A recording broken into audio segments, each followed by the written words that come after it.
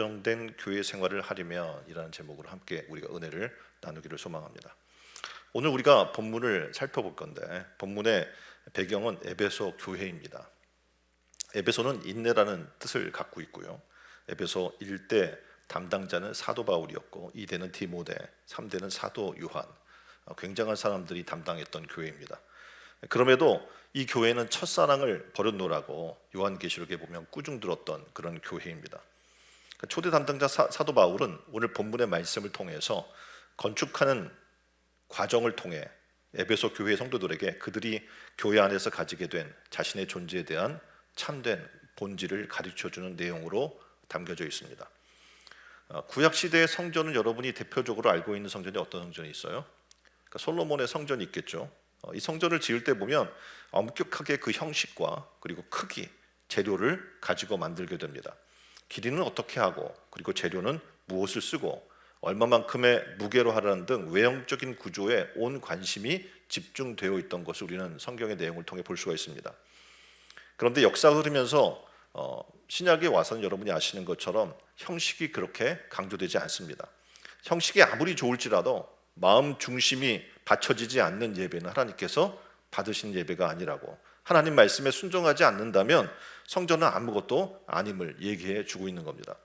그러니까 교회가 오늘날 지금 교회가 지금 형식적인 재료가 문제가 아니라 정말 진리 가운데 서 있는가, 서로의 하나님 말씀대로 사랑 가운데 거하고 있는가, 그리고 그 교회가 그리스도의 희생을 나누고 있는가, 믿음과 꿈이 있는가, 그것이 굉장히 중요한 요소가 되는 거죠. 그래서 오늘날 우리가 좀 교회 생활을 잘하기를 원하는데 많은 분들이 교회에 와서 적응하기 쉽지 않습니다. 이유는즉슨 교회를 잘 이해하지 못하고 있기 때문에 그렇습니다. 교회를 잘못 이해하는 처음에 교회를 오는 분들의 생각 중에 하나는 뭐냐면 건물이라고 생각을 하죠. 그래서 어떤 교회가 시스템이 잘 돼 있는가, 건물이 잘 돼 있는가, 또는 십자가가 달려있는 건물이면 교회라고 우리는 생각을 합니다. 그리고 주일날이면 그 교회에 사람들이 예배드리기 위해 모이는 장소로만 생각을 할 수 있습니다. 그래서 교회하면 예배당의 개념이 크기 때문에 장소라는 공간을 중시하다가 어떻게 보면 진정한 교회의 본질을 잃어버리는 그리스도인들이 많은 겁니다. 교회는 공간, 스페이스의 개념도 있지만 실제 리얼리티의 개념도 존재합니다. 그러니까 교회는 교회로서의 실제라고 하는 이 개념이 약해지면 건물은 굉장히 무가치해진다는 것을 성경은 말씀해 주고 있는 겁니다. 그러니까 교회는 여러분이 생각할 때 어떤 곳입니까? 하나님의 임재, 그죠? 하나님이 거하시는 곳이에요. 그곳이 하나님의 성전이 됩니다. 또한 진리가 선포되는, 그래서 예배 시간에 오면 우리는 하나님의 말씀을 듣고 하나님 말씀 가지고 다시 회복되고 그 말씀을 가지고 나가는 거예요. 또한 하나님 말씀을 듣고 하나님의 은혜 가운데 우리가 살고자 하면 하나님의 성령의 기름을 부어줍니다. 그래서 성령의 부음이 있는, 그래서 그 말씀 가지고 실제적으로 살아내는 그런 삶이 있는 실제 교회가 될 때 교회의 위대함이 나타나게 되는 겁니다. 그렇다면 우리가 안정된 교회 생활을 하려면 어떻게 해야 할까요? 교회 오면 다들 이제 안정적인 신앙생활을 찾고 또 그렇게 하기를 원하는데 그렇게 하면 어떻게 해야 할까요? 첫 번째는 실제 교회가 회복이 되어야 합니다. 그럼 실제 교회란 뭡니까? 실제적으로 존재하는 교회를 얘기하죠. 국어사전에 보면 실제로 존재하는 이라고 얘기를 하고 있거든요. 그래서 여기서 실제로 이야기할 때 실제는 영적 실제를 얘기하는 거예요. 왜냐하면 우리가 세상과 교회는 다른 차원의 공간을 얘기할 때 영적 존재를 얘기하죠. 그래서 하나님 앞에 예배할 때도 하나님은 영이시기 때문에 예배하는 자가 신령과 진정함으로 예배할 것을 이야기하고 있는 겁니다. 그러니까 영적 실제가 있는 곳이어야 한다는 거예요. 여기서 실제로 우리가 교회하면 몇 번지에 세워진 주소가 적혀있는 교회를 말하는 것이 아닙니다. 현재적으로 이야기할 때 영적으로 실제하는 것, 다시 말해서 어떤 교회로서 하나님 앞에 서 있는가, 하나님의 임재가 있고, 또 소돔과 고모라 같은 이 세상에서 세상을 향하여 교회가 무엇을 하고 있는가, 또 어떤 그리스도인들로 공동체가 형성되어 가고 있는가, 과연 이 교회가 실제적으로 성도들이 빛과 소금의 역할을 감당하고 있느냐에 따라서 그 교회가 실제하는 교회이냐 아니면 겉멋만 존재하는 주소만 있는 교회인가를 우리는 판가름할 수 있습니다. 만약 교회가 실제 교회가 아니라면 우리는 어떻게 합니까? 그냥 지역사회에 주소만 박혀있는 그런 이름뿐인 교회가 될 수밖에 없습니다. 성경은 우리에게 이야기하는 거예요. 실제 교회가 되라. 이것이 회복돼야 한다. 두 번째로 실제 교회는 진리가 운동력을 발휘하는 그런 교회여야 한다는 거죠. 다시 말하면 진리가 뭡니까? 하나님 말씀이죠. 이 하나님의 말씀이 성도 한 사람 한 사람을 통해서 삶 속에 실제적으로 그 힘과 능력을 발휘하는 교회, 그 교회가 실제 교회라는 거예요. 사람들은 그 실제 교회를 보길 원해요. 예수님은 요한복음 1장 14절에 말씀이 육신이 되어 우리 가운데 거하심에 우리가 그의 영광을 보니 아버지 독생자의 영광이요 은혜와 진리가 충만하더라 라고 말씀을 하고 있어요. 그러니까 말씀이 그냥 말씀으로 끝나는 것이 아니라 실제 여러분의 삶 속에서 그것이 살아 역사하는, 그래서 그 말씀이 여러분의 몸처럼 움직이는 그런, 다시 말해서 삶이 되는 그런 교회를 얘기하고요. 예수님 말씀을 들었다면 이제 어떻게 해야 됩니까? 들은 것으로 끝이 아니라 예수님의 삶, 예수님의 말씀이 삶 속에 보여지는 그런 교회가 실제 교회입니다. 사랑을 배웠으면 사랑을 보여주는 거예요. 진리로 세워진 교회라면 여러분의 삶이 진리로 드러나야 되는 겁니다. 이런 교회가 진정한 실제 교회입니다. 저는 이 신촌의료원 교회가 이러한 실제 교회가 되기를 소망합니다. 현재 교회들의 모습을 우리가 보면 겉물은 보여주는데 이런 실제의 영적 몸을 보여주지 못하는 교회들이 많습니다. 교회에 그리스도인은 있는데 예수님이 보이지 않는 거예요. 왜냐하면 그리스도인은 누굽니까? 그리스도를 닮은 사람이고 그리스도 안에 있는 사람이거든요. 그럼 그것이 실제해야 돼요. 예수 그리스도가 나타나야 한다는 거죠. 그런데 그것이 보여주지 못하는 것이 현대 교회의 문제입니다. 바울 사도가 고린도전서 15장 44절에 고린도 교회에 말한 육의 몸으로 심고 신령한 몸으로 다시 살아나나니 육의 몸이 있은즉 또 영의 몸도 있느니라. 다시 말하면 육의 몸에서 영의 몸으로 성화되는 과정이 지금 우리 가운데 부족한다는 거예요. 육은 있는데 영이 없는 거예요. 교회는 다니는데 영적 존재의 삶이 드러나지 않고 있다는 겁니다. 예배를 드렸어요. 그러면 우리는 신령한 몸으로 거듭나서 실제 삶 속에서 영적으로 말씀이 사라지는, 말씀이 보여지는 그런 삶의 변화가 일어나야 되는데 그것이 약하다는 겁니다. 하나님 말씀을 듣고 설교를 듣는 것에 비해서 영으로 변화되는 몸의 모습이 나타나지 않는 거예요. 기도하고 훈련 받는데 여전히 육만 있고 영이 없는 삶의 모습을 보이고 있다는 거죠. 그래서 사도 바울이 쓴 13권의 서신서에서 70회 이상을 영적 몸으로서의 신앙의 변화를 강조하고 있는 거예요. 그러니까 우리는 실제 하는 교회가 되려면 영적 모습으로의 변화가 절실히 필요하다는 겁니다. 바울 사도는 예배를 설명할 때도 몸으로 이야기합니다. 그러니까 로마서 12장 1절 말씀입니다. 그러므로 형제들아 내가 하나님의 모든 자비하심으로 너희를 권하노니 너희 몸을 하나님이 기뻐하시는 거룩한 산 제물로 드리라. 이것이 너희가 드릴 영적 예배니라. 그러니까 우리의 예배가 어떠해야 되는지 성경은 얘기해 주고 있는 거예요. 어떻게 예배 드려야 돼요? 나의 몸을 하나님이 기뻐 받으실 만한 어떻게 해요? 산 제물로 드려야 한다는 거죠. 참 말씀을 들었어요. 그럼 그 말씀 가지고 어떻게 해요? 살아내야 되는 거예요. 내 몸으로, 내 삶으로. 그것이 뭡니까?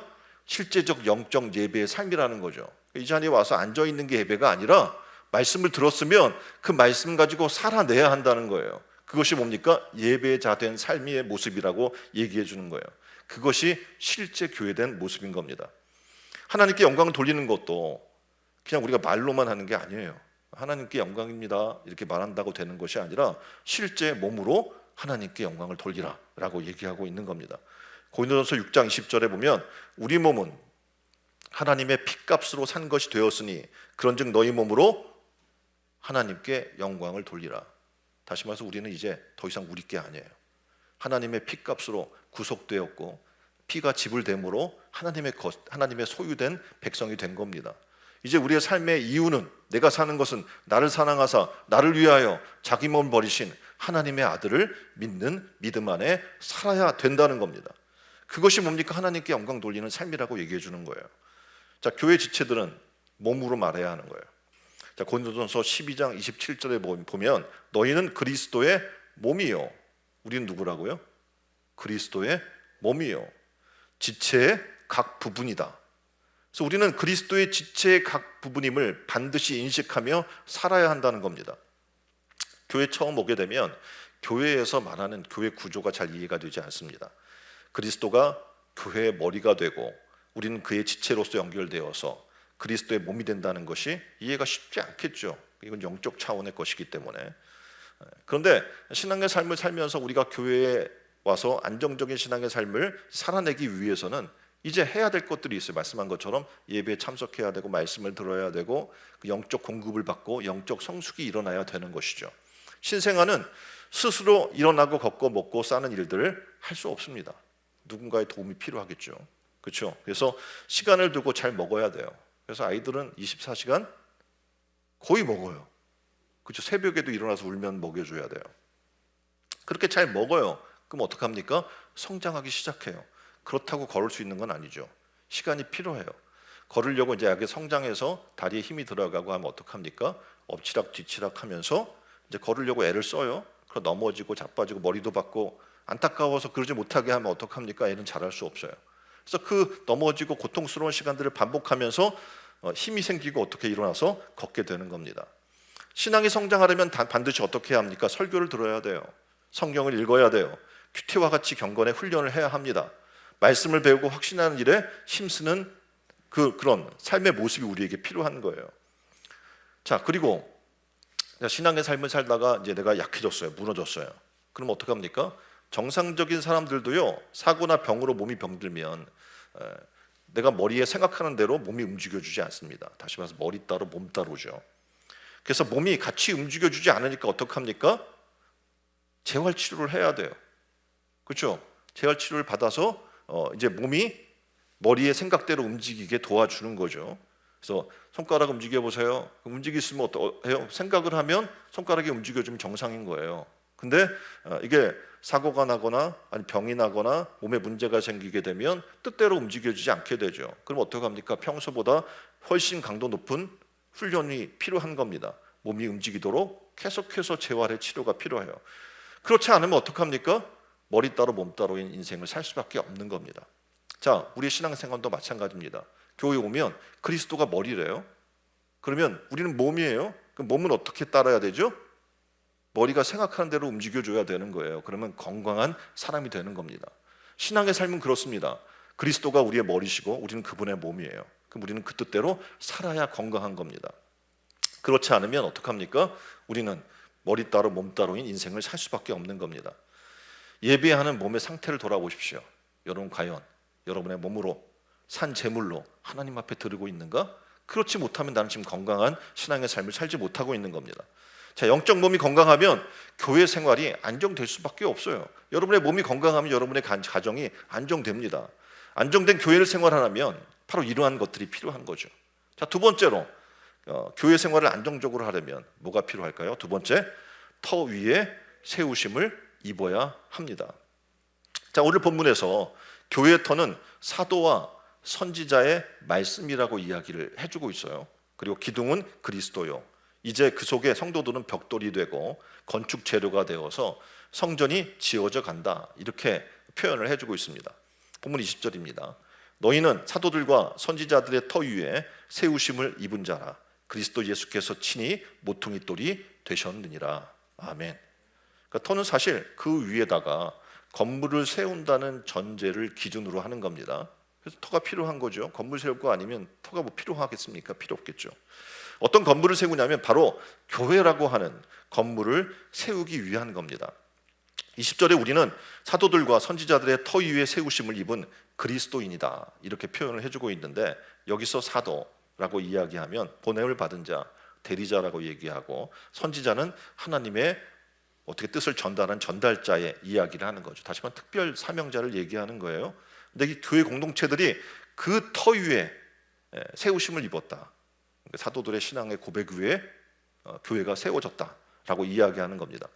터의 기반은 토대이고 뿌리를 얘기합니다. 그래서 고린도전서 3장 10절로 11절에 보면 바울은 고린도 교회를 향해 이렇게 말합니다.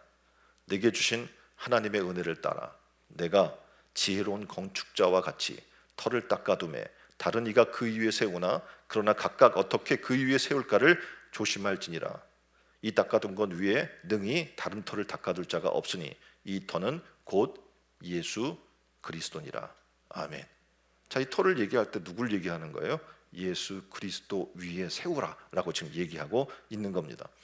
교회나 성도가 예수 그리스도로 터 삼고 그 위에 서 있다면 우리는 세상의 어떠한 것에도 흔들릴 이유가 없는 겁니다.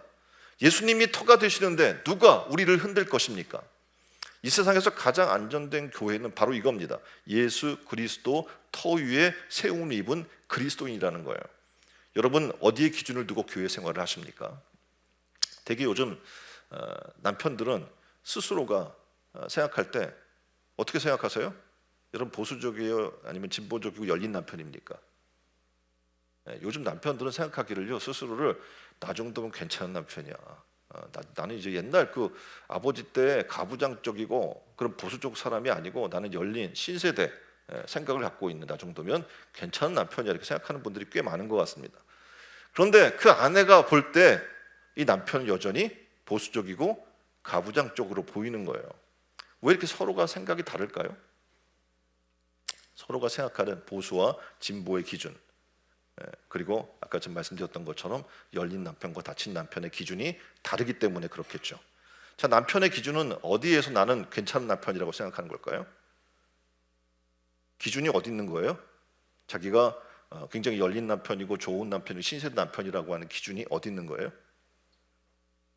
아버지예요. 아버지에 비해서 나는, 아버지를 보니까 맨날 안방에서 밥상을 독상을 받았어요. 저도 그랬어요. 저도 아버님이 독상 받으셨어요. 그럼 남으면 그 상에 물려지면 그거 먹는 거야.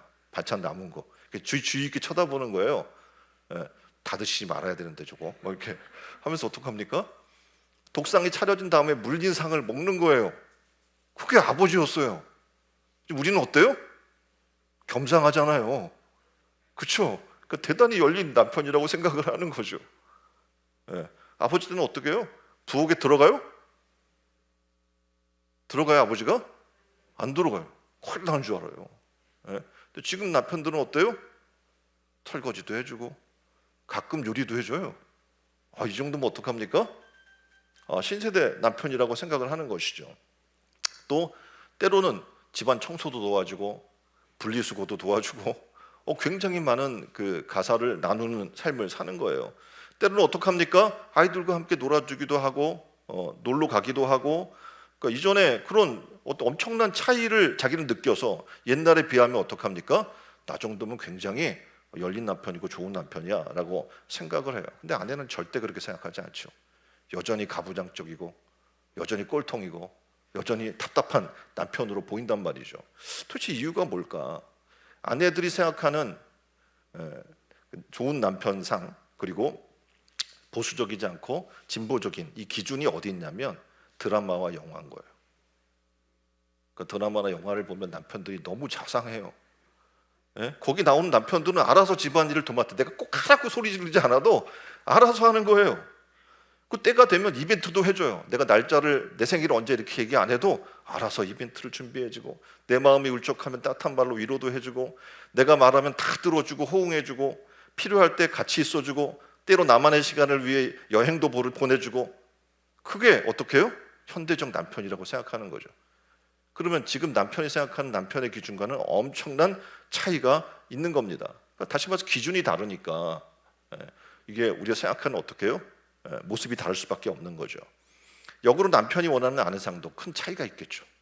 나 정도면 좋은 아내인데, 내가 얼마나 희생을 하고 있는데 라고 생각하지만 차이가 있을 수 있어요. 만약 서로의 기준에 대해 이해가 가능하다면 아마 사는 게 행복해질 겁니다. 옆에 분에게 물어보세요. 가능하겠어요? 이 일이 가능하겠습니까? 오늘 교회 생활도 마찬가지예요. 교회 생활을 잘할 수 있는 비결은 바로 기준을 아는 거예요. 기준을 바로 아는 거예요. 내가 생각하는 교회 기준, 내가 생각하는 신앙생활의 기준이 아니에요. 나 정도면 저 사람에 비하면 신앙생활 잘해. 나 정도면 교회 정도 출석하면 잘하는 거 아니야? 헌금 생활도 하고. 나 정도면 훌륭한 거 아니야? 라고 생각하지만 성경상 예수님이 말하는 신앙의 삶의 기준은 차원이 다르다는 얘기인 겁니다. 다시 말해서 예수님이 기준이 되어야 되는 거예요. 우리가 닮아야 할 것은 저 집사님이 아니에요. 우리가 닮아야 하는 건 누굽니까? 예수님이에요. 우리의 기준은 예수님이에요. 말씀이 기준이 돼야 돼요. 사람의 말이 아니라, 내가 생각하는 삶의 어떤 경험이 아니라 뭐가? 말씀이. 예? 말씀이 기준이 되는 그런 삶의 모습이 필요하다는 겁니다. 자, 말씀이 기준일 때 우리의 교회 생활은 굉장히 안정적이 될 것입니다. 그리고 어떻게 합니까? 행복해질 것이에요. 터는 삶의 기준을 말하고 결국 뭡니까? 성경 66권 전체가 우리 삶의 기준이 되어야 함을 얘기해 주고 있는 겁니다. 안정된 교회 생활을 하지 못하는 이유는 분명히 교회를 세우는 기본의 터는 성경 66권임에도 불구하고 성경 말씀의 기준을 가지지 못하고 순전히 자기의 한계, 그리고 자기의 실력, 자기의 체험 안에 그 기준을 두고 있다는 겁니다. 요즘 교인들의 신앙의 모습을 보게 되면 뭐 성경을 다 아는 게 아니에요. 근데 몇 개의 말씀을 내가 알고 있어요. 그것도 순전히 내가 마음에 드는 말씀만 외우고 사는 정도밖에 되지 않습니다. 그리고 그것이 말씀의 전부인 줄 알고 나는 굉장히 많이 알아 라고 생각하며 사는 사람들이 많이 있어요. 자, 오늘 현대 크리스찬의 문제는 성경을 거의 읽지 않는다는 거예요. 한번 옆에 분에게 물어볼까요? 말씀을 주야로 묵상하고 계십니까? 쉽지 않죠. 그렇죠? 할 게 너무 많아요. 드라마 재밌는 게 나오면 막 시리즈로 다 몰아보기도 하고 그러는데 하나님 말씀 몰아보기가 안 돼요. 그렇죠? 힘들어요. 기독교인이면서 하나님 말씀대로 살기보다는 마치 구약의 사사시대와 같이 자기의 소견대로 행동하는 게 오늘날의 시대의 모습이다라고 얘기하고 있는 거예요. 사사시대 같아요. 그래서 교회는 다니지만 신앙생활한다는 모습은 갖추고 있지만 세상에 지탄받고 하나님께 책망받는 그런 신앙의 모습이 바로 우리의 모습이라는 겁니다. 교회든 교회 공동체이든 가장 중요한 것은 기반이에요. 건축물이 세워지는데 뭐가 중요하다고요? 터가 중요하다고 말씀드렸습니다. 그래서 토목공사 그리고 기초공사가 굉장히 중요해요. 중요하기 때문에 여기에 어떻게 해요? 시간이 엄청 많이 소요가 돼요. 그렇죠? 이것이 끝나면 금방 건물이 올라가요. 저희 공사 시작했는데 계속 땅만 파고 있잖아요. 저 왜 그럴까? 토목공사, 기초공사가 든든해 어떡합니까? 그 위에 올라가는 게 든든하기 때문에 그렇습니다. 아무리 싸다고 모래 위에 건축할 수 있나요? 없어요. 또한 여러분이 시간이 많이 들고 비용이 든다고 대충 하게 되면 어떤 일이 나요? 무너지는 거예요. 또한 우리 주초가 약한 건축물을 우리는 보았습니다. 그래서 어떤 백화점이 어떻게 해요? 순식간에 무너지는 것을 우리는 목격했어요. 정말 한순간에 무너집니다. 신앙생활 30년 하다가 한 번에 무너지는 사람을 우리는 종종 목격하게 돼요. 왜 그럴까? 말씀 위에, 예수님 위에 서 있지 않기 때문에 그래요. 건축에서 토목공사가 굉장히 중요합니다. 시간도 많이 걸립니다. 토목공사가 그러나 끝나고 나면 금방 건축물이 올라가듯이 우리의 신앙도 그래요. 예수 그리스도로 우리의 삶의 주초를 삼지 않고 급하다고 교회 왔으니까 빨리빨리 나의 신앙을 올리고 싶다고 흉내만 낸다고 신앙이 쌓아지는 게 아닙니다. 여러분 가운데 교회 생활을 오래 하고 순응한 교회 다니는데도 여전히 불안한 교회 생활을 하거나 흔들리는 교회를 생활을 하고 있다면 나의 삶을 돌아봐야 돼요. 나의 신앙의 믿음의 기반이 약화되거나 혹은 부실되어 있지 않은가. 다시 어떡합니까? 예수로 돌아가야 되는 거예요. 다시 말씀으로 돌아가야 되는 거예요. 고린도전서 1장 12절에는 이렇게 얘기해 주고 있습니다. 내가 이것을 말하거니와 너희가 각각 이르되 나는 바울에게, 나는 아볼로에게, 나는 게바에게, 나는 그리스도에게 속한 자라 한다는 것이니. 지금 고린도 교회 이야기예요. 근데 고린도 교회는 굉장히 활동적인 교회였습니다. 그 잘 나가는 교회예요. 근데 교회 공동체들이 열심히 일하고 은사가 많기 때문에 은사를 통해 굉장히 뜨겁게 활동했던 교회인 겁니다. 그런데 이 교회가 점점 불안해져요. 교회 생활이 불안한 거예요. 이유를 들여다봤더니 뭡니까? 바로 문제가 있었어요. 이들 가운데 분열의 아픔을 겪게 되고 찢어지게 돼요. 교회가. 이유는 기초가 그리스도가 아니라 사람에게 두었기 때문에 그래요. 누구파 하면서 말씀이 아니고 예수님이 아니고 사람을 기준으로 신앙생활을 했기 때문에 그렇습니다. 교회도 기준이 잘못되면 안 되는 거예요. 사람을 보고, 어떤 권사님을 보고, 어떤 장로님을 보고, 어떤 집사님을 보고 그냥 파벌을 형성하면서 신앙의 삶을 살게 되면 그에겐 예수님도 없고 말씀도 없게 되는 겁니다. 우리의 신앙생활을 지성이나 감성이나 학식이나 기술이나 물질이나 욕망이나 경험을 가지고 그 위에 세우려고 하지 마십시오. 다른 것 위에 믿음을, 교회를 세우려고 하면 그 믿음은 어떻게 무너지게 되어 있는 거예요. 감정 위에 서면 어떻게 될까요? 옆에 분에게 물어보세요. 기분 좋으세요? 기분이 좋으면 어떻게 해요? 모든 게 오케이예요. 기분이 좋으면 잘 섬기고, 기분이 나쁘면 안 하고, 교회도 떠나고. 감정 위에 서면 감정에 따라 움직이는 거예요.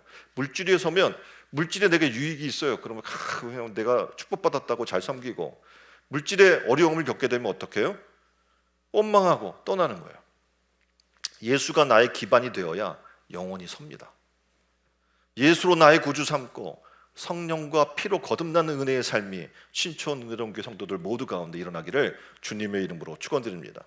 자, 지금 내가 어디 위에 서 있는가를 돌아보십시오. 만일 예수 그리스도 외의 것에 내가 서 있다면 나는 지금 굉장히 불안한데 발을 딛고 있는 겁니다. 그러나 예수 그리스도에 의해서 세우심을 입은 그리스도인이라면 그리스도로 감격스러운 신앙의 삶을 날마다 살게 될 줄 믿습니다. 자, 옆에 얼굴을 보세요. 옆에 분에. 예수로 사는 사람은 감격스러운 거예요. 무화과 나무 잎이 마르고, 포도 열매가 없고, 외양간에 우리의 소가 없어도 난 여호와로 인하여 기뻐하고 즐거워할 수 있는 그런 감격적인 삶의 모습이 있을 줄 믿습니다. 이것이 바로 안정적인 교회의 생활을 위한 두 번째 말씀이었습니다. 세 번째는 예수 안에, 교회 안에 뭐가요? 성전이 되어야 된다는 얘기입니다. 자, 21절로 22절을 볼까요? 그리스도 안에서 건물마다 서로 연결하여 주 안에서 성전이 되어가고 너희도 성령 안에서 하나님이 거하실 처소가 되기 위하여 그리스도 예수 안에서 함께 지어져 가느니라.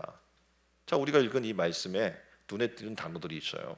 바로 그의 안에서, 주 안에서, 예수 안에서, 성령 안에서라는 단어입니다.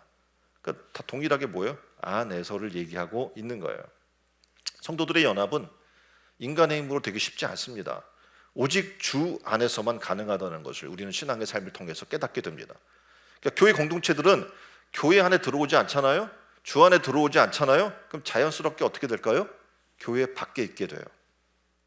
이상하게 신앙 안으로, 교회 안으로 들어오지 않으면 밖에서 겉돌려는 사람들이 있잖아요. 그들과 만나게 되는 거예요. 그리고 그들의 유혹에 넘어가요. 예수 안에, 교회 안에 있지 않고 성령께 거하는 전이 되지 못하고 교회를, 목회자를, 성도를 비방하면서 예수 안에서, 교회 안에서 거하려고 하는 이들을 교회 밖으로 겉돌게 하는데 일조하는 삶을 자기도 모르게 살게 되는 거예요. 예수 믿고자 교회 온 분들이에요. 여러분들은. 그죠? 아니에요? 뭐하러 교회 오셨어요? 예수님 잘 믿기 위해서 온 거잖아요. 그렇죠? 예수 믿고 구원받기 위해서 오신 거예요. 그리고 교회 생활을 통해서 어떻게 합니까? 협력하여 선을 이루고 하나님의 복음의 사역의 사역자로 서기 위해 온 겁니다. 그런데 이 교회 안에 왔으면 이 교회 안에서 답을 찾아야죠. 교회 밖에 답이 있을까요? 없어요. 예수님 만나러 왔으면 예수님 안에서 답을 찾아야죠. 예수님 밖에 사람에게 답이 있어요? 없어요. 그런데 많은 사람들은 어떻게 해요? 극히 어리석게 밖에서 답을 찾으려고 하는 거예요. 예수 밖에서, 성령 밖에서, 교회 밖에서 답을 찾으려고 해요. 근데 답은커녕 방황하거나 신앙생활이 잘못되게 됩니다. 그래서 교회 안으로 들어오라고 하는 거예요. 들어오면 문제가 해결돼요. 예수 안에, 교회 안에 들어오면 깨닫게 되는 게 있어요. 아, 내가 왜 그걸 가지고 고민했지? 내가 왜 그걸 가지고 시간 낭비를 했지? 하면서 후회하게 되는 거예요. 교회 밖에서 겉돌면 자신도 모르게 신자가 아니라 비신자가 돼버려요. 신앙 냉소적이게 됩니다. 아무 열매도 없어요. 그게 바로 모습이에요. 겉도는 사람의 모습인 겁니다. 요한복음 15장 5절은 이렇게 얘기해요. 그래서 나는 포도나무요 너희는 가지라. 그가 내 안에 내가 그 안에 거하면 그 사람은 어떻게 해요? 열매를 많이 맺나니 나를 떠나서는 너희가 아무것도 할 수 없습니다. 주 안에 있지 아니하면, 예수를 만나지 아니하면, 교회 안에 신앙의 삶으로 들어오지 아니하면 우리는 아무것도 할 수 없는 거예요. 겉도는 거예요. 그저 바라만 보는 거예요. 방관자가 되는 거예요. 내가 예수 안에 있고 예수가 내 안에 있으면 열매를 많이 맺게 됩니다. 근데 밖에 있으면 아무것도 할 수 없다고 누가? 예수님이 말씀하고 계신 거예요. 사랑하는 신촌은행교회 성도 여러분, 예수 안에, 교회 안에 거하십시오. 그래야 안정적입니다. 그래야 평안합니다. 그래야 주 안에 행복을 누릴 수 있는 줄 믿으시길 바랍니다. 교회를 떠나든지 예수를 떠나는 순간부터 어떻게 해요? 마음이 갈등이 시작돼요. 그러다가 어느 순간 갈등이 없어져요. 뭐냐면 영적으로 죽은 거예요. 더 이상 반응하지 않아요. 많은 분들이 교회를 비난합니다. 비난받아 마땅한 부분들이 많이 있어요. 왜입니까? 교회는 완벽한 곳이 아니에요. 착각하는 거예요. 교회는 완벽해야 되는 거 아니야? 근데 교회는 어떻게 해요? 죄인들이 모이는 곳이에요. 옆에 사람 보세요. 거룩한 하나님의 백성입니까? 거룩해요? 막 온전해요? 천사 같아요? 안 그래요. 우린 다 죄인이에요. 죄인인데 예수 그리스도를 믿고 그 보혈의 능력을 믿음으로 말미암아 하나님이 의롭다 여겨주시는 거지 여전히 우리는 죄인의 모습을 하고 있거든요. 그래서 말이 그렇게 선하지 못해요. 여전히. 그렇죠? 상처를 줘요. 교회 안에 오면 거룩한 것만은 아니에요. 거룩하지 않은 부분들도 있어요. 교회에 오면 사랑이 넘쳐야지. 왜 그래? 사랑이 없어. 이렇게 얘기해요. 그래요. 우리는 사랑이 없어요. 부족해요. 누가 있는 거예요? 예수님이 있는 거예요. 그래서 우리는 그 예수님을 닮으려고 노력하는 사람들이 지금 여기 모여 있는 거예요. 다 예수님을 닮았다면 우리가 얼마나 멋지겠어요. 여기 천국이 되겠죠. 근데 그렇지 못한 거예요. 교회 안에는 부족한 것 투성입니다. 허물뿐이고 위성적인 모순도 많이 있어요. 그럴 수밖에 없어요. 우리는 여전히 죄인이고 연약한 존재이기 때문에 그렇습니다. 그렇다고 그 사람들 때문에 상처받고 교회를 나간다면 우리는 어떻게 합니까? 교회 생활을 잘할 수가 없게 돼요. 어느 집이든 가족들이든 고민이 있고 문제가 있습니다. 갈등도 있고 불만도 있고 싸움도 있죠. 그렇다고 해서 그 싸울 때마다 집 밖에 나가면 어떻게 돼요? 예? 안 살아 그러고 나가면 어떻게 되겠어요? 예? 집 밖에 나가면 거기 행복 있지 않습니다. 거기 사랑이 있지 않습니다. 거기 만족도 없어요. 그나마 어떻게 가정이 가장 기본적인 행복의 단위이기 때문에 그렇습니다. 집 밖에 나가서 우리가 행복을 찾으려고 노력하는 순간 어떻게 가정은 깨지게 되어 있어요. 어떤 분은 이렇게 와서 얘기해요. 목사님 말씀은 들었는데요. 우리 집은 정말 화목하기 힘든 집이에요. 사람 하나하나가 너무 개인적이고 이기적이고 독단적이고 뭐 이런 얘기들을 해요. 맞아요. 그건 가족의 문제뿐만 아니라 자기 자신의 문제이기도 해요. 똑같은 사람들이거든요. 우리는요. 세상의 집에서는 어떻게 보면 성경에서 이야기하는 천국을 이루는 방법이 없습니다. 왜입니까? 우리는 화목케 할 힘이 없어요. 이 세상에는 그것이 없는 거예요. 근데 화목케 하러 오신 분이 계셔요. 누굽니까? 예수 그리스도예요. 그분을 모시면 이 문제가 해결이 되는 거예요. 우리는 뭐와 같다고 생각하냐면 벽돌과 같아요. 건축물을 지려고 하잖아요. 근데 이제 벽돌이 있어요. 뭐 적벽도 있고 뭐 콘크리트 벽돌 있고 벽돌 있잖아요. 그걸 쌓아 올려서 건축물이 세워지게 되겠죠. 그렇죠? 근데 계속 벽돌만 쌓아요. 그러면 이게 든든할까요? 아니면 이렇게 밀면 또 넘어갈까요? 넘어가겠죠.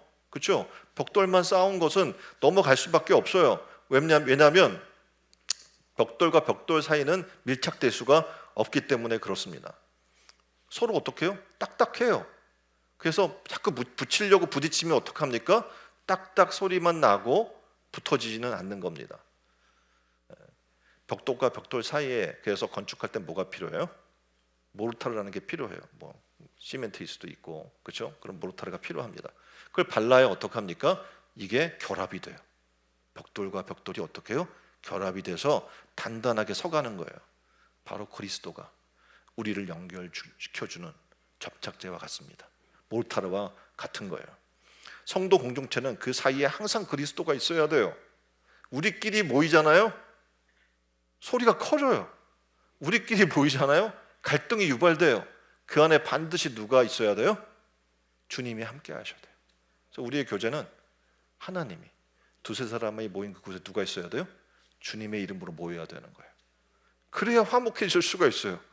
우리끼리 주님 빼놓고 모인 우리의 모임은 당연히 딱딱할 수밖에 없어요. 그렇죠? 서로 갈등하고 딱딱딱 소리 내고 깨지고 부서질 수밖에 없는 거예요. 완전하지 못하기 때문에 우리는 실수를 해요. 완전하지 못하기 때문에 자신을 보지를 못하고 상대방의 실수만 보고 우리는 판단을 합니다. 실수와 이에 대한 판단과 정죄로는 온전한 공동체를 이룰 수가 없습니다. 그 사이에 예수 그리스도가 필요해요. 그리스도가 들어간다는 말이 무슨 뜻입니까? 그것은 그리스도를 통해서 다른 사람을 본다는 거예요. 그 형제를 위해 그리스도께서 자기의 목숨을 내어주셨고, 이제 그리스도께서 그 형제를 의롭다고 하신 사실을 인정해 주는 거예요. 저 인간이, 저렇게 재수 없는 인간이, 막대 먹은 인간이, 그럼에도 불구하고 하나님은 그 사람을 위해서 어떻게 해요? 십자가를 치시고 못 박히시고 목숨을 내어주신 거예요. 그 사실을 인정하는 순간 우리는 보는 눈이 달라지는 거예요. 그리스도의 눈으로 사람을 보는 거예요. 그리스도의 사랑으로 그 사람을 대할 수가 있어요. 나는 못해요. 똑같은 인간이기 때문에 판단하고 정죄할 수밖에 없는 연약한 존재밖에 안 돼요, 나는. 근데 그리스도가 들어가면, 그 사이에 들어가면 결합이 되는 거예요. 우리가 그런 그리스도의 눈으로 형제를 대하기를 소망합니다. 우리 안에서 판단의 마음이 사라지고 우리 공동체는 어떻게 해요? 하나가 될 줄 믿습니다. 당연히 어떻게 해요? 우리는 내 생각과 같은 사람들과 같이 있기를 좋아해요. 내 생각과 의견이나 사는 방식이 똑같으면 되게 좋을 거예요. 그렇죠? 잘 통한다고. 그래서 이해하는 사람들의 대다수의 특징이 뭡니까? 성격 차이에 다르다는 거예요, 나라. 처음엔 그게 좋아서 결혼했는데 이제 그게 불만이 되는 거죠. 자신과 같지 않다는 이유 때문에 많은 이들이 교회를 떠나려고 해요. 내 취향이 아니고 내 성격과 안 맞는다는 거죠. 어느 교회든 내가 찾는 완벽한 교회는 있을까요, 없을까요? 없어요. 존재하지 않아요. 그냥 다 다른 사람들이 모이거든요. 나랑 똑같은 사람이 어디 있어요? 아내도 내가 사랑하고 그래서 만났는데도 불구하고 잘 맞지 않는데, 그렇죠? 중요한 것은 교회와 사람을 바꾸려고 하는 나의 태도가 문제라는 거죠. 그럼 어떻게 해야 합니까? 나를 바꾸면 돼요. 나를 바꾸면 모든 것이 바뀝니다. 내가 보는 관점이 그리스도 안에 있게 되면 그동안 보았던 것들이 달라지기 시작해요. 아까 이야기했던 그리스도 안에, 그리고 그리스도를 통해서 사는 삶이란 바로 이겁니다. 그렇게 될 때 내가 먼저 교회 안으로 들어와서 좀 더 사랑하려고 하고 조금 더 마음을 열려고 하고 한 번 더 품어주려고 하면 교회가 어떻게 외롭고 힘든 곳이 아니라 내가 있어야 할 곳이 되는 줄 믿습니다. 어떤 가족은요, 교회 안에 들어오는데 평생을 허비해요. 왜냐하면 그 길에 가로막는 공동체가 있는데 누굽니까? 바로 자기 자신인 거예요. 그러니까 가족이 문제도 아니고 교회가 문제도 아니에요. 뭐가 문제입니까? 내가 문제인 거예요. 내가 바라는 대로 똑같이 만들려고 하면 우리는 정죄하게 돼요. 그리고 통제하려고 하게 되고 미워하게 되고 냉혹한 마음이 되어버리게 됩니다. 교회 생활을 잘하는 길은 교회 안으로 들어오려고 애쓰는 겁니다. 여러분이, 여러분의 자녀가 교회 안에 들어오도록 힘써 주십시오. 그렇게 되면 교회 안에 들어오게 되면 감사가 시작돼요. 기뻐할 수 있는 일들이 많아지기 시작해요. 함께 지어져가는 아름다움을 느끼게 될 줄 믿습니다. 교회가 하는 일을 부정적으로 바라보지 마십시오. 신앙에 자꾸 의문을 품지 마십시오. 성도가 교회와 벽을 쌓아가려고 하지 마십시오. 그리고 남의 영성과 내 자신의 영성을 비교하지 말고 내 자신의 영성에 집중하십시오. 교회 생활의 판단은 내가 하면 안 되는 거예요. 하나님이 능하신 손에 맡기면 돼요. 저 사람의 문제가 있고 뭐가 문제 있고 내가 판단할 이유가 없어요. 그 사람을 판단하는 것은 누구예요? 하나님이 하실 거예요. 그래서 이제 어떻게 해요? 교회 공동체를 넘어뜨리려고 하는 그런 유혹이 있어요. 왜냐하면 함께 하려는데 자꾸 갈등이 생기거든요. 그럼 어떡합니까? 떠나려고 해요. 자꾸 분리하려고 해요. 여러분이 아는 것처럼 하나님과의 사이를 떠나게 만들려는 게 사탄의 애등동산했던 거예요. 하나님과 생각이 다르게, 해석을 다르게 해서 분리시키려고 하니까 하나님은 가만히 계신데 아담과 하와가 어떻게 해요? 예수님을 피해요. 그 눈을 보고 피해요. 이제 우리는 하나님을 떠나게 하는 모든 작업으로부터 떠나십시오. 그리고 교회 안으로 들어오십시오. 그리고 교회를 깊이 사랑하고 교회 공동체들과 늘 함께 하려고 하면 교회는 내게 가장 감사한 곳이 되고 교회 가족 한 사람 한 사람이 소중하게 되고 동역자와 가족으로 느끼게 될 줄 믿습니다. 자, 네 번째, 안정된 교회 생활을 하려면 영적으로 성숙한 그리스도인이 되면 됩니다. 다시 말하면 우리가 하나님이 거하실 처소가 되는 그럼 그리스도인이 되라고 얘기해 주고 있는 거예요. 21절에 성전이 되어가고 라고 지금 얘기하고 있죠. 22절에 함께 지어져 가느니라 이렇게 얘기해 줘요. 다시 말하면 우리 교회 신앙의 삶은 완성된 게 아니에요. 뭐라고 얘기했어요? 교회는 함께 지어져 가는 과정 중에 있습니다 라고 우리에게 소개해 주고 있는 거예요. 교회 오면 여러분이 그냥 뭔가 퍼펙트해지려고 하지 마세요. 우리는 이 완성될 수가 없어요. 그래서 어떻게 해요? 성도들과 함께 지어져 가는 거예요. 만들어져 가는 거예요. 우리 교회가 지난해 준공이 됐잖아요. 그런데 다 끝났습니까? 준공된다고 다 끝나나요? 아주 여전히 계속 지어져 가고 있어요. 그런데 그럼에도 불구하고 교회가 위대한 게 있어요. 뭐냐면 그 목표가 위대하다는 겁니다. 우리의 목표는 뭡니까? 바로 예수 그리스도입니다. 그분의 충만하심처럼 우리도 충만해지는 것, 그분의 거룩하심처럼 우리도 거룩해지는 것, 그분의 사랑하심처럼 우리도 그런 사랑의 사도가 되는 것, 그 그리스도를 닮는 것, 그것이 우리의 목표인 줄 믿습니다. 자, 이런 과정을 통해서 우리는 어떻게 해요? 하나님이 거하실 처소가 돼가는 거예요. 우리 교회가, 여러분 각자가 하나님이 거하실 처소로, 아름다운 처소로 만들어져 가기를 주님의 이름으로 축원드립니다. 하나님은 개개인의 심령 가운데 임하시기도 하지만 하나님 나라가 궁극적으로 임하는 곳은 바로 성도와 성도들이 모여 있는 바로 이 교회입니다. 누가복음에서 사람들이 하나님 나라에 대해서 질문해요. 하나님 나라가 어디 있습니까? 그랬더니 누가복음 17장 21절에 이렇게 얘기합니다. 하나님의 나라는 어디에? 너희 안에 있느니라. 아멘. 여기서 너희 아니란 우리 개개인의 심령을 가리키기도 하지만 영어로는 어떻게 among you라고 이야기하면서 너희 공동체 가운데 있다라는 거예요. 우리는 개개인의 신앙의 삶의 뿐만 아니라 더 중요한 것을 교회를 세우셔서 이 교회는 뭡니까? 이런 지체들이 모여서 그리스도를 머리로 삼은 이 지체들이 모여서 어떻게 몸을 이루게 된다라는 걸 지금 강조해 주고 있는 거예요. 자, 이 사실은 굉장히 놀라운 거예요. 왜냐하면 우리는 서로 미워하고 여전히 의심하고 여전히 판단하고 시기하고 질투하고 그런 공동체거든요. 그런데 놀랍게도 하나님께서 이런 불완전한 공동체 위에 뭘요? 하나님이 거하신 처소를 세우겠다는 거예요. 이게 얼마나 놀라운 일입니까? 이게 바로 교회의 위대함이며 하나님께서 우리에게 주신 영광의 은혜입니다. 우리가 잘나서가 아니에요. 하나님의 계획이 위대하고 하나님의 능력과 사랑이 위대하기 때문에 그것이 가능한 겁니다. 이것이 에베소에서 말하는 지금 비밀이에요. 사도 바울은 이 사실을 우리가 간절히 알기를 원해요. 그래서 여러분이 이 사실을 알아서 하나님 말씀대로 영광된 인생을 살기를 원하십니다.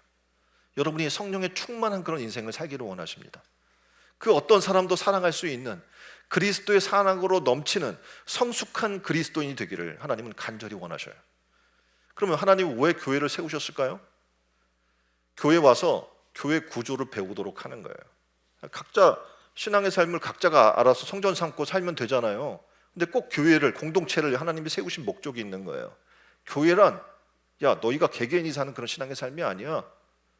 교회는 어떻게 해요? 네가 예수 그리스도를 영접한 이런 교회 성전들이 모아서 어떻게 합니까? 지체들이 모아서 몸을 이루게 된다. 그리고 그 머리는 누구예요? 그리스도다. 그래서 협력하여 선을 이루게 된다라는 걸 가르쳐주는 거죠. 교회 구조를 가르쳐주는 거예요. 예수 믿는 그리스도인은 교회를 통하여 성전이 되어가고 하나님이 거하실 처소가 되어가는 훈련을 하게 되는 거예요. 교회 구조를 이해하지 못하잖아요. 그러면 와서도 다 각자 예배를 드리겠죠. 아, 나는 왜 자꾸 일어나라고 그래? 왜 손들라고 그래? 왜 저렇게 빠른 리듬의 노래만 부르고 있어? 좀 천천히. 아, 난 트로트가 좋은데 막 이렇게 각자 생각이 다 다를 거 아닙니까? 그럼 우리는 어떡합니까? 예배 드릴 수 있어요? 힘든 거예요. 그런데 하나님 안에 들어오게 되면 나를 내려놓는 거예요. 나이가 들어도 일어나고 손들고 하나님을 찬양할 수 있는 게 얼마나 감사해요. 예? 50견 관절이 안 좋으면 손도 못 들을 텐데 듣고 하나님을 찬양하고 막 박수 칠 수 있고 얼마나 감사한 일입니까? 그러니까 이제 교회 안에 오게 되면 내 마음대로 예배드리지 않아요. 그러니까 개인적으로 예배드릴 땐 여러분 마음대로 예배드리잖아요. 누가 뭐라 그래요? 누워서 드리고 싶으면 누워서 드리고 책상에 앉아서 아니면 소파에 앉아서 마음대로 예배드릴 수 있잖아요. 근데 공동체 예배에 오게 되면 거룩한 몸가짐과 준비된 모습과 어떻게 해요? 준비된 절차에 따라서 우리가 하나된 마음으로 예배를 드리는 거예요. 찬양도 독주하는 것과 혼자 부르는 솔로로 부르는 것과 연합해서 성가대가 함께 부르는 건 큰 차이가 있어요. 왜냐하면 혼자 부르면 혼자 연습하면 돼요. 근데 여러 명이 하면 어떻게 해요? 모여야 돼요. 함께 해야 되고 화음도 맞춰야 되고 굉장한 시간이 많이 들어가는 거예요. 그러니까 내 마음대로 성경을 해석할 수 있어요. 근데 교회에 오게 되면 목사님이 주시는 말씀을 통해서 말씀을 이해하게 되는 거예요. 찬양도 아까 말씀드린 것처럼 내 선택이 아니에요. 함께 부르는 거예요.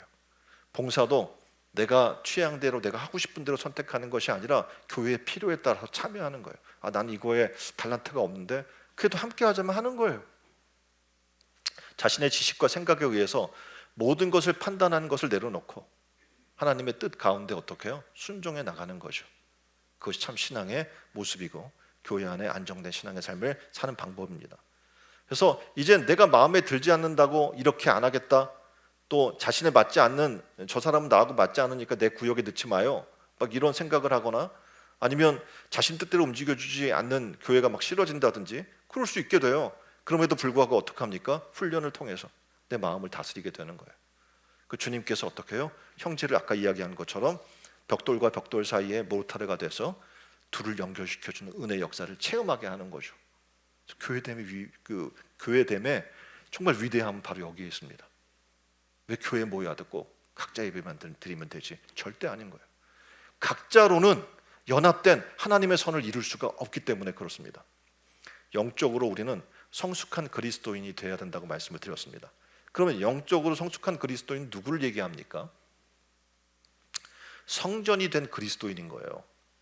하나님이 거하실 처소가 된 그리스도인을 우리는 영적으로 성숙한 그리스도인이라고 얘기합니다. 교회 공동체들이 함께 교회를 세워가지 않고 홀로 외롭게 믿음의 생활을 하게 되면 그 믿음은 시들게 돼요. 뜨거움도 점점 식어지게 됩니다. 그래서 교회 생활을 잘하려고 하면 서로가 함께 성전이 되기 위해 열심을 내는 거예요. 서로 세워주는 거예요. 연합하여 서로 연결되어 그리스도를 머리로 모신 그런 아름다운 성전으로 이어져 가게 되는 거예요. 초대교회가 보면 그런 모습을 갖고 있어요. 사도행전 22장 44절 46절의 말씀입니다. 믿는 사람이 다 함께 있어. 믿는 사람이 혼자 있지 않고요, 다 함께 있어요. 그리고 서로 물건을 서로 통용하고 또 재산과 소유를 팔아 각 사람의 필요를 따라 나눠주며 날마다 마음을 같이 해요. 그리고 성전에 모이기를 힘써요. 집에서 떡을 떼고 기쁨과 순전한 마음으로 음식을 먹습니다. 바로 초대교회가 바로 그런 교회였어요. 이 모인 그리스도인들은 성전이 된 거예요. 그리고 그들은 모이기를 즐거워했습니다. 히브리서 10장 25절에는 마지막 때의 교회의 모습을 얘기해요. 모이기를 패한다. 그런 사람들의 습관같이 하지 말고 오직 권하여 그날이 가까운 볼수록 더욱 어떻게 모이기 힘쓰라. 이렇게 얘기해 주고 계시는 거예요. 자, 하나님은 어디 계실까요? 하나님 어디 계세요? 예? 성전에. 하박국 2장 20절에 보니까 이렇게 얘기해요. 오직 여호와는 그 성전에 계시니 온 땅은 그 앞에서 잠잠할지어다. 하나님이 성전에 계신다는 것은 하나님의 속성 때문에 그래요. 왜냐하면 시편 99편 9절에 보면 이렇게 얘기해요. 너희는 여호와 우리 하나님을 높이고 그 성산에서 예배할지어다. 여호와 우리 하나님은 거룩하심이로다. 하나님이 거룩하시기 때문에 거룩한 장소에 계신 거예요. 거룩한 장소가 뭡니까? 거룩한 장소 전체를 써서 어떻게 해요? 거룩한 장소가 바로 성소인 거예요. 자, 거룩한 성전에 하나님이 계신데 지금 신약에 와서는 뭐예요? 성소 자체가 누구예요? 성도예요. 성도 자체가 성소가 돼서 하나님이 거하실 처소가 되고 하나님이 계시는 성전이 되는데, 그러면 나 혼자 예배드리면 되지? 아니라고 말씀드렸잖아요. 이 성도가 오늘 본문의 말씀 뭐라고 얘기해요? 연결되어야 한다고 얘기해 주고 있는 거예요. 우리는 지체야.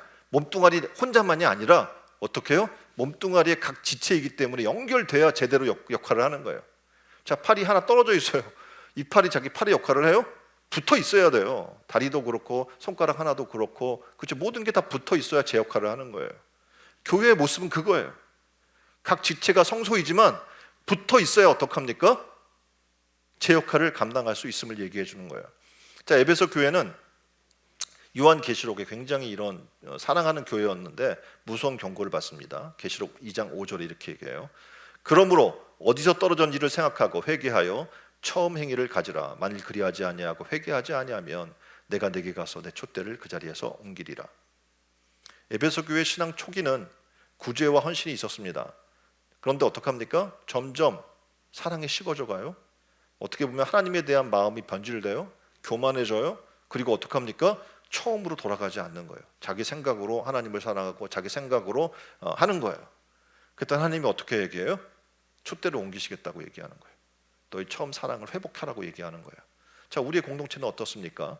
과연 영적으로 성숙한 신앙의 삶을 살고 계신가요? 나는 안정된 교회 신앙생활을 하고 계신가요?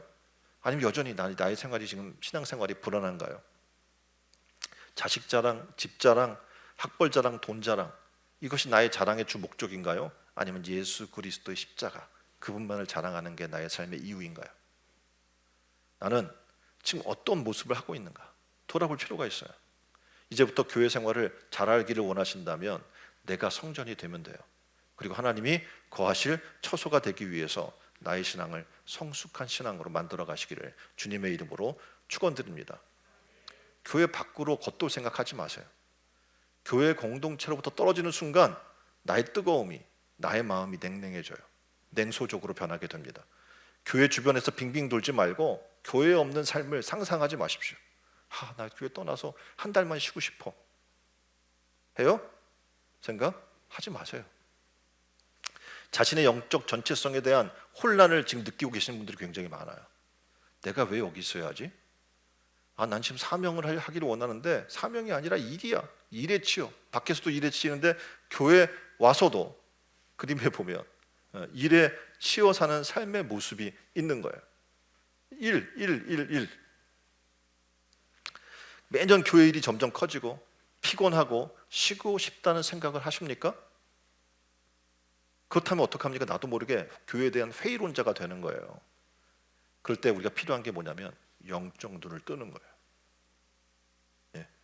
이제부터 교회에 대한 적극성을 가지십시오. 교회 안으로 들어오십시오. 나의 시각으로 보려 하지 말고 영적 시각으로 바라보는 훈련을 하십시오. 교회 밖으로 나가면 그동안 모든 받은 은혜와 말씀이 사라져요. 내가 어떻게 구원받은지도 잊어버려요. 근데 교회 안으로 들어오면 올수록 새로운 은혜와 말씀으로 충만하게 되는 줄 믿으시길 바랍니다. 그래서 나의 생활을, 교회의 신앙의 삶을, 안정된 신앙의 삶을 살기를 원하신다면 나의 영적 신앙 성장을 위해 기도하십시오. 그리고 경건의 훈련에 힘쓰는 여러분 되기를 주님의 이름으로 축원드립니다. 말씀을 정리합니다. 안정된 교회 생활을 하려면 어떻게 하라고 그랬어요? 하나님 말씀이 성도 한 사람 한 사람을 통해서 삶 속에 실제적으로 힘과 능력을 발휘하는 실제 교회가 회복되어야 된다고 말씀드렸고, 두 번째는 그리스도의 터 위에 세우심을 입어야 한다. 믿음 위에, 말씀 위에 내가 세움 받아야 한다. 세 번째는 예수 안에, 교회 안에 성전이 되어야 한다. 밖에서 겉돌려는 유혹을 버려버리고 그리스도 안으로 들어오기 힘쓰라 라고 말씀을 드렸습니다. 네 번째는 영적으로 성숙한 그리스도인이 되자. 다시 말하면 하나님이 거하실 처소가 되고 그런 그리스도인 되라 라고 말씀을 드렸습니다. 오늘 우리가 신천은혜령 교회가 그런 모든 성도 한 사람 한 사람이 되기를 주님의 이름으로 축원드립니다. 기도하겠습니다. 사랑의 하나님, 신천은혜령 교회 모든 성도들이 안정된 교회 생활을 하기를 원합니다. 우리 각자가 하나님의 성전인 것을 잊지 않게 하여 주옵소서. 어디에서든지 무엇을 하든지 구별된 삶을 살게 해주시고 우리 삶이 하나님께서 거하시는 거룩한 처소로 가꾸어지게 하여 주옵소서. 또한 우리들이 성전의 한 부분이 된 것도 잊지 않게 하여 주옵소서. 우리가 예수 그리스도를 머리로 모신 지체드림을 잊지 않게 하여 주시고, 그래서 우리가 서로가 유기적이게 하시고 함께 지어져가는 은총을 누리게 하여 주옵소서. 교육자와 교우들이 함께 지어져가고 청년과 장년들 그리고 교회 학교가 함께 지어져가게 하시고 우리 신촌 은혜로운 교회의 지역사회 그리고 한국교회가 함께 지어져가는 은총을 누리게 하여 주옵소서. 그리스도의 터 위에 믿음을 세워나가기를 원합니다. 밖에서 겉돌려고 하는 유혹을 버리게 하시고 그리스도 안에, 교회 안에, 말씀 안에 거하는 영적으로 성숙한 그리스도인으로 살게 하여 주옵소서. 이 시간 내가 주인 삼은 모든 것을 내려놓습니다. 성령의 충만함으로 성전되고 하나님이 거하실 처소로 변화되어 예수 그리스도가 나의 주님과 구세주요 그리스도란 사실을 전파하는 신촌 은혜로운 교회 성도가 되게 하여 주옵소서. 교회의 머리 대신 예수 그리스도의 이름으로 기도합니다. 아멘.